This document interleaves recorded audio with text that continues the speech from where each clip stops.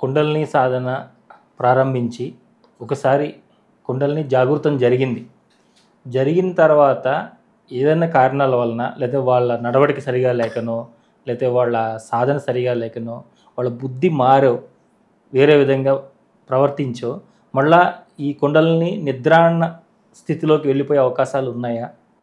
ఉన్నాయి.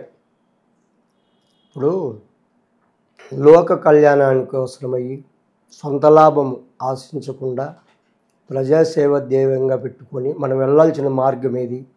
మన జన్మకు అర్థము పరమార్థము మోక్షం అంటే జన్మరాహిత్యం. దాన్ని ఎవరైతే కావాలని ఆశించి తప్పించి ఆ సాధన చేస్తారో అలాంటి వాళ్లకు ఆ కుండలిని దేవత తల్లి ఆమె సర్వదా కాపాడుతుంది.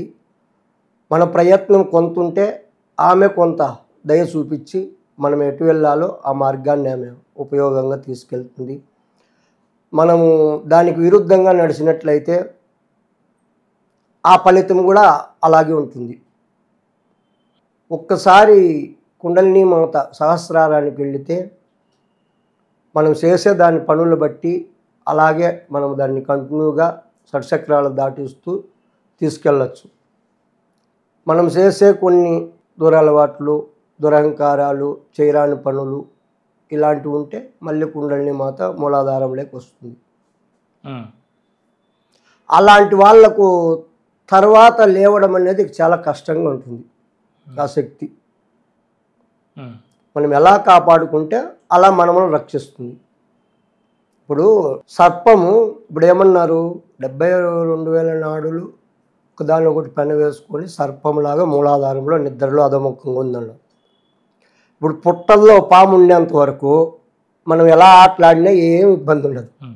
అదే పాము బయటకు వచ్చింది అనుకో ఏమవుతుంది? ఇబ్బందే కదా. అలాగే శక్తి కూడా లేపుకోవడము ఎంత కష్టమో దాన్ని కంట్రోల్ చేసుకోవడము ఇంకా కష్టంగా ఉంటుంది. నిద్రలో ఉండే పాము మనం ఏం చేయకపోయినా అది అలాగే ఉంటుంది, మనకి ఎలాంటి ఇబ్బంది లేదు. పాము పైకి వచ్చిందంటే పడగ ఆడిందంటే ఆ పడగ దానికి మనం కంట్రోల్ చేసే విద్య మనకు ఆ శాక్శక్యం కూడా మనలో ఉండాలి, లేదంటే కాటేస్తుంది, తప్పదు.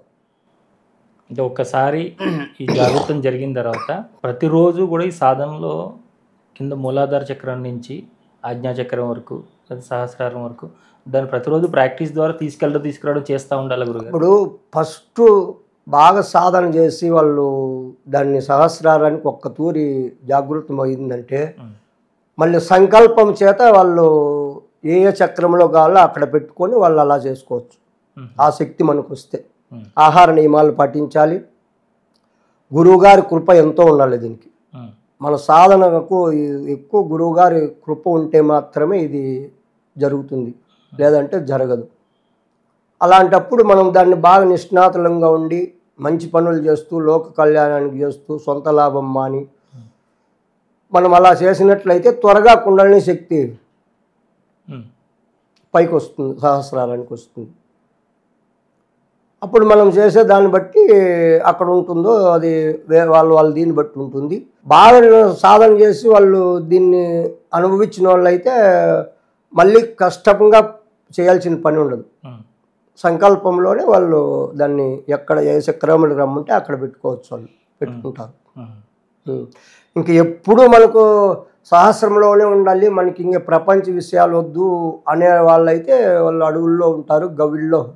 వాళ్ళు ఎప్పుడు దాన్నే ఆనందం, దాన్నే పరమానందం అంటారు. వాళ్ళు ఇంక బాహ్యంతో మనకు వద్దు, ఎలాంటి సంబంధం వద్దని అక్కడే ఉండి వాళ్ళు ఆ ఆనందంలో ఉండిపోయి ఎక్కువ కుంభకంలో ఉంటారు. వాళ్ళు కుంభకం ఎప్పుడు ఎక్కువ కుంభకము పడితే సహస్రంలోనే ఉంటుంది. మళ్ళీ మనం రిలీజ్ చేస్తే శ్వాసను మళ్ళీ కిందికి వస్తుంది. వాళ్ళు దాన్ని ఇది చేసుకోకుండా ఎప్పుడు అలాగే ఆనందంలో ఉండేదానికి వాళ్ళు మౌనంగా అక్కడ ఉండి వాళ్ళు చేసుకునేవాళ్ళు. ఇప్పుడు మనం జనారణ్యంలో ఉన్నాం కాబట్టి అలా చేసే కుదరదు. అంతే కదా, వాళ్ళలాగా ఉండే మనకు భార్య బిడ్డలు ఉన్నారు, అన్నీ ఉన్నాయి, అన్నీ చేయాలి కాబట్టి మన వరకు ఎంత ఉపయోగించుకోవాలో అంత ఉపయోగించుకుంటే ఇబ్బంది ఏమి లేదు. ప్రతి ఒక్కరికి కుండలిని జాగృతి కాదనేది లేదు, అందరికీ అవుతుంది. కానీ గతంలో చేసినటువంటి పాపపుణ్య ఫలం ఆధారంగా ఉంటుంది వాళ్ళ కుండలిని జాగృతం అవుతుందా త్వరగా లేదా నిదానంగా అవుతుందా అనేది వాళ్ళ దీన్ని బట్టి ఉంటుంది. వాళ్ళు చేసే మంచి పనులను బట్టి దుష్కర్మ ఫలితం ఉన్న మంచి పనులు చేస్తుంటే దాన ధర్మాలు, అన్నదానాలు, పూజలు, ఇలాంటి హోమాలు, యజ్ఞాలు ఇలా చేస్తూ ఉంటే ఆ కర్మ లెస్ అయ్యే కొద్దీ వాళ్ళ కుండలినిలో కూడా త్వరగా రాణించగలుగుతారు ఆ శక్తి. అది లేకుండా ఏదో చెప్పేసరి మేము సాధన చేస్తున్నాం రాదంటే అది మనం చెప్పలేం. కానీ ఈ సాధనలో ఆరోగ్య సమస్యలు ఎక్కువ వస్తున్నాయి అని చెప్తారు. ఈ బాడీకి షడ్చక్రాలు, పైన ఒక చక్రం, 7 చక్రాలు ఉంటాయి. చక్రాలు అంటే అవి శక్తి కేంద్రాలు. శక్తి కేంద్రాలు. ఈ శక్తి కేంద్రాలని కరెక్ట్గా ఉంటే ఎలాంటి అనారోగ్య సమస్యలు రావు. ఇప్పుడు మూలాధార చక్రము, స్వాదిష్టాన చక్రం, మణిపూరక చక్రం, అనాహత చక్రము, విశుద్ధి, ఆజ్ఞ, సహస్రారం, ఈ చక్రాలన్నీ కరెక్ట్గా పనిచేస్తే ఎలాంటి అనారోగ్య సమస్యలు రావు, శరీరం బాగుంటుంది. ఆ చక్రాలు ఎప్పుడు బ్లాక్ అయి ఉంటాయో అప్పుడు దానికి సంబంధించిన రోగాలు వస్తూ ఉంటాయి. ఇప్పుడు దీని గురించి తెలుసుకోవాలంటే ఫస్ట్ ఆదిశక్తి నుంచి సృష్టి, ఆదిశక్తి నుండి కొన్ని గ్రహాలు ఏర్పాటయ్యి ఆ గ్రహాల నుంచి కొన్ని వేల శక్తులు మళ్ళీ ఉత్పత్తి అయ్యి ఆ కొన్ని వేల శక్తులు కూడా మనం చేసినటువంటి గతంలో పాపపుణ్యాల ఆధారం బట్టి మన చక్రాలలో శక్తిని ప్రసారిస్తాయి. అర్థమైంది కదా? దాన్ని బట్టి మనం ఆ శక్తిని బయట నుండి మనకు ప్రసాదిస్తుంది లోపల ఉన్న చక్రాలు ఉత్తేజంగా ఉండడానికి.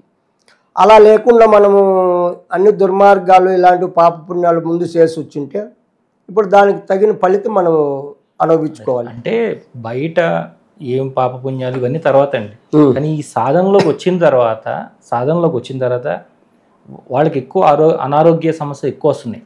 అదే ఇప్పుడు చెప్తున్నాను కదా, దాన్ని బట్టే మన చక్రాలకు శక్తి వస్తుంది. ఇప్పుడు గతంలో చేసినటువంటి సంస్కార ఫలితం బట్టే మన చక్రాలకు శక్తి అందిస్తుంది. అంటే ఏమి అసలు ఈ సాధనలోకి రాకపోతే వాడు బాగానే ఉంటాడు, కానీ ఇందులోకి వచ్చిన తర్వాత ఎందుకు అనారోగ్య సమస్యలు వస్తున్నాయి? ఇందులోకి వచ్చిన తర్వాత అంటే వాళ్ళు ఎలా చేసేదాన్ని బట్టి వాళ్ళ మైండ్ దీన్ని బట్టి. దీనిలోకి వచ్చిన తర్వాత ముఖ్యంగా ఎక్కువ మందికి ఈ వడ్డానుబంధం పడిపోయి ఆహారం సరిగా వెళ్ళక, లేదంటే మరొక గ్యాస్ట్రిక్ సమస్యలతోనో, లేదంటే మా కింద మూల సంఖ్య సమస్యలతోనో, ఇలా రకరకాల సమస్యలు. ఇప్పుడు మనము ఎంతో మందికి విద్య మన దగ్గర క్లాసులు నేర్చుకున్నారు కదా, మా గురువు గారి దగ్గర కానీ మన దగ్గర ఎవరికి కూడా ఎలాంటి ప్రాబ్లములు లేవు. ఉన్న ప్రాబ్లములు సాల్వ్ చేసుకున్నారు. చాలా వరకు వస్తున్నాయి అంటారు మరి సమస్యలు.